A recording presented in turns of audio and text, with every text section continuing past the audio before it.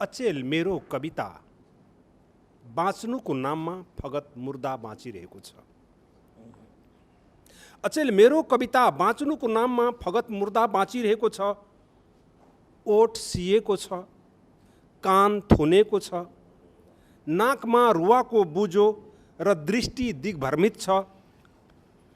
अब कि तब मानव मरिसकेको चुपचाप उत्तानो र लम्पसार छ।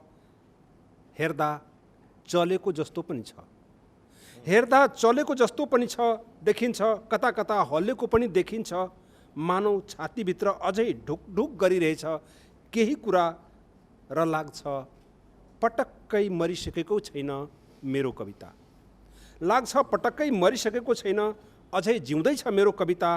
अन्यथा मेरो कविता बाँच्नुको नाममा फगत मुर्दा बाँचिरहेको छ। देश, जनता र नेता सबैलाई समेटेर लेखिएको छु, यहाँहरूले बुझ्नुहुनेछ। अन्यथा मेरो कविता बाँच्नुको नाममा फगत मुर्दा बाँचिरहेको छ। गाउँ शब्दहीन मुर्दाहरूको कठपुतली फौज जीवित छन्।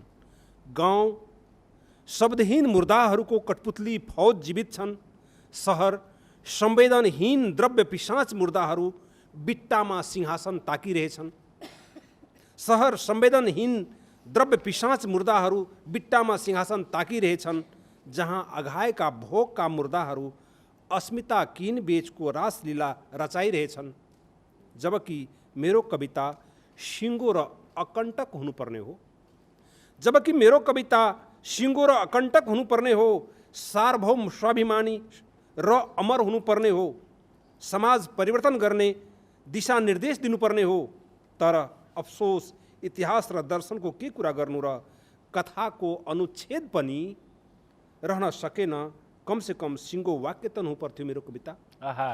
कमसे कम सिङ्गो वाक्य त हुनु पर्थ्यो मेरो कविता। कि शब्दमै पनि हुनु पर्थ्यो कविता। आज अर्थहीन बेमतलब शब्द शब्दमा बाँडिएको छ कविता। आज अर्थहीन बेमतलब शब्द शब्दमा बाँडिएको छ कविता। अक्षर अक्षरमा खण्डित छ कविता। एक्ला एक्लै नितान्त एक्लो शक्ति र सामर्थ्यहीन जो बाँच्नुको नाममा फगत मुर्दा बाहेक केही छैन मेरो कविता। जो बाँच्नुको नाममा फगत मुर्दा बाहेक केही छैन मेरो कविता। जनता मानव यति हुनु पनि ऊ हुनुको अहम, मानव यति हुनु पनि ऊ हुनुको अहम जिउँदो छ उसमा। जसरी कि हावा खुस्काइएको एउटा भकुण्डो, जसरी कि हावा खुस्काइएको एउटा भकुण्डो, नुन खाएको पानी मरुवा कुखुरो, उत्साह उमङ्ग र विवेकहीन दास जस्तो। आखिर बाँच्नुको नाममा किन कलङ्क बाँचिरहेछ मेरो कविता। आखिर बाँच्नुको नाममा किन कलङ्क बाँचिरहेको छ मेरो कविता। मेरो कविता जो आगो हुनु पर्थ्यो हो, मेरो कविता आगो हुनु पर्थ्यो। ताराहरूको सङ्गठित ज्योतिर्पुञ्ज हुनु पर्थ्यो। अँध्यारो विरुद्धको मसाल हुनु पर्थ्यो। शक्तिशाली मुट्ठी हुनु पर्थ्यो र भत्काउनु पर्थ्यो दमन शोषण र विभेदका काला पर्खालहरू, हत्या अपहरण र भ्रष्टाचारका पहाडहरू। तर अफसोस छिमेकीको तिहुन चाख्न अभ्यस्त भइसकेका छन्। तर छिमेकीको तिहुन चाख्न अभ्यस्त भइसकेकाहरू दास्ता जिउन अभ्यस्त भइसकेका छन्। दास्ता बाँच्न व्यस्त भइसकेका छन्। यतिखेर म घोर आश्चर्यमा छु।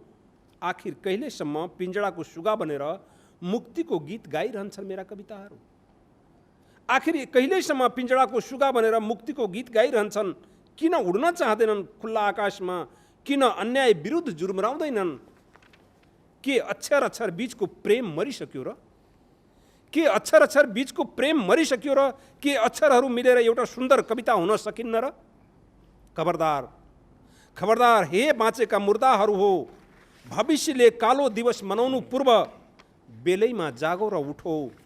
एक आपसमा मिलौँ ताकि फेरि फेरि यसो भन्नु न परोस्।